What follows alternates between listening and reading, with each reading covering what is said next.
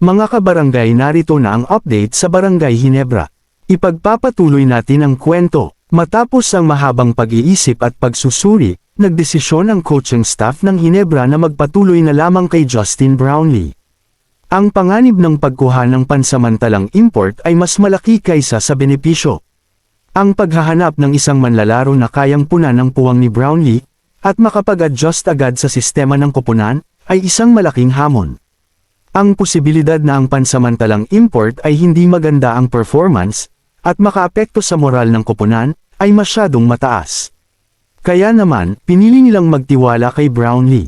Binigyan nila siya ng dagdag na pahinga at espesyal na programa sa pagsasanay para matiyak na nasa peak condition siya sa pagsisimula ng Commissioner's Cup. Pinag-aralan nila ng mabuti ang kanyang kondisyon at sinigurado na handa siya sa hamon ng torneo. Ang desisyon na ito ay isang pagpapakita ng tiwala sa kakayahan ni Brownlee. Alam ng Ginebra na siya ang kanilang pinakamagandang arma sa pagkamit ng tagumpay. Ang kanyang karanasan, talento, at dedikasyon ay mga bagay na hindi kayang pantayan ng kahit sinong pansamantalang import. Ngunit hindi ito nangangahulugan na ang kwento ay tapos na.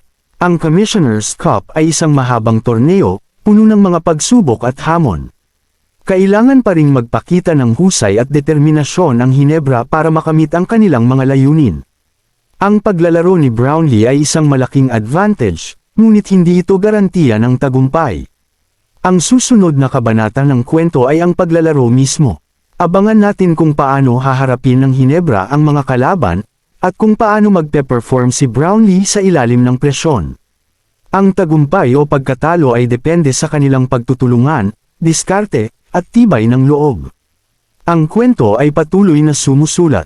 Matapos ang mahabang pag-iisip at pagsusuri, nagdesisyon ang coaching staff ng Ginebra na magpatuloy na lamang kay Justin Brownlee. Ang panganib ng pagkuha ng pansamantalang import ay mas malaki kaysa sa benepisyo. Ang paghahanap ng isang manlalaro na kayang punan ng puwang ni Brownlee at makapag-adjust agad sa sistema ng koponan ay isang malaking hamon. Ang posibilidad na ang pansamantalang import ay hindi maganda ang performance at makaapekto sa moral ng koponan ay masyadong mataas. Kaya naman, pinili nilang magtiwala kay Brownlee. Binigyan nila siya ng dagdag na pahinga at espesyal na programa sa pagsasanay para matiyak na nasa peak condition siya sa pagsisimula ng Commissioner's Cup. Pinag-aralan nila ng mabuti ang kanyang kondisyon at sinigurado na handa siya sa hamon ng torneo. Ang desisyon na ito ay isang pagpapakita ng tiwala sa kakayahan ni Brownlee. Alam ng Ginebra na siya ang kanilang pinakamagandang arma sa pagkamit ng tagumpay. Ang kanyang karanasan, talento, at dedikasyon ay mga bagay na hindi kayang pantayan ng kahit sinong pansamantalang import. Ngunit hindi ito nangangahulugan na ang kwento ay tapos na. Ang Commissioner's Cup ay isang mahabang torneo, puno ng mga pagsubok at hamon.